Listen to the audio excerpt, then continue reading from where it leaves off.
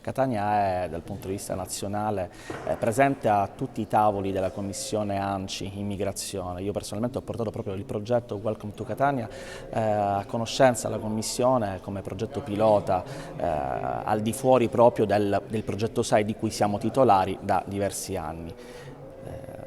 Questo di Welcome to Catania è un progetto sperimentale che porterà sicuramente innovazione, un progetto pilota in cui coloro i quali non fanno parte del progetto SAI potranno dare, come dire, ci sarà una continuità all'interno proprio di questa inclusione, quindi una maggiore inclusione, una maggiore possibilità di abitazione, una maggiore possibilità di emancipazione, una maggiore possibilità di come dire, avere un futuro all'interno della nostra regione, all'interno della nostra città.